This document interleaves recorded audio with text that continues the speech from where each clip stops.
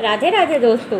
अहोई अष्टमी में अगर मासिक धर्म आ जाए या हमारे पीरियड्स आ जाते हैं तो हम पूजा कैसे करें, क्या उसमें पूजा कर सकते हैं, पूजा की क्या विधि होती है और तारे कब निकलेंगे, कब हमें तारों को अर्घ देना है, कैसे देना है। तो चलिए आज पूजा की सबसे आसान विधि के बारे में बात कर लेते हैं। तो चलिए फ्रेंड्स वीडियो को शुरू करते हैं, लेकिन उससे पहले अगर चैनल पर नए हैं तो चैनल को सब्सक्राइब कर लीजिए, बेल आइकन को दबाना बिल्कुल ना भूलिएगा। चलिए फ्रेंड्स वीडियो को शुरू करते हैं। सबसे पहले तो बात कर लेते हैं पीरियड्स की।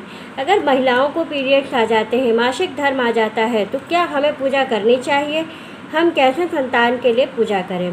तो सबसे पहले मैं आप लोगों को बता दूं कि अगर मासिक धर्म आ जाता है तो आप पूजा नहीं करेंगी, क्योंकि ये अशुद्ध अवस्था होती है और इस अवस्था में पूजा करना अच्छी बात नहीं है। इसमें आप व्रत रह जाइए, व्रत का संकल्प ले लीजिए, लेकिन पूजा आप नहीं करेंगे, पूजा आप किसी और से करा लीजिए।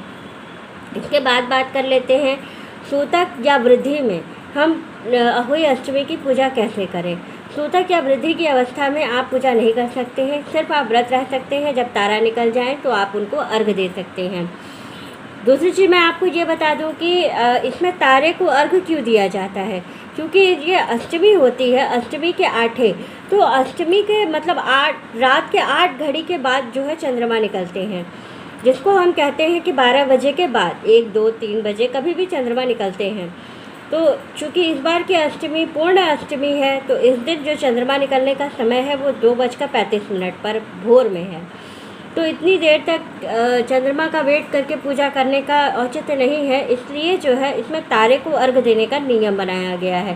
तारा जो है वो 7 बजे तक आपको प्रत्यक्ष रूप से साफ साफ दिखाई देने लगेंगे, तो आप तारा को अर्घ दे करके व्रत का उद्यापन कर सकते हैं या पारण कर सकते हैं व्रत का।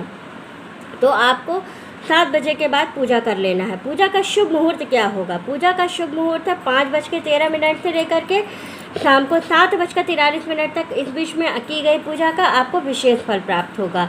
तो आप इस बीच में आप पूजा कर सकते हैं। अगर आप सूतक या वृद्धि में हैं तो आप पूजा नहीं करेंगे, आप सिर्फ अर्घ देंगे। सूतक या वृद्धि में आप अर्घ दे सकते हैं, लेकिन आप पूजा नहीं कर सकते हैं। मासिक धर्म में आप अर्घ भी नहीं दे सकते हैं, सिर्फ आप दूर से आराधना कर सकते हैं और तारे को देख करके हाथ जोड़ के उनसे प्रार्थना करके व्रत का पारण कर सकते हैं। तो आप ये नियम कर सकते हैं। अब हम बात कर लेते हैं कि अहोई अष्टमी 2024 में कब है।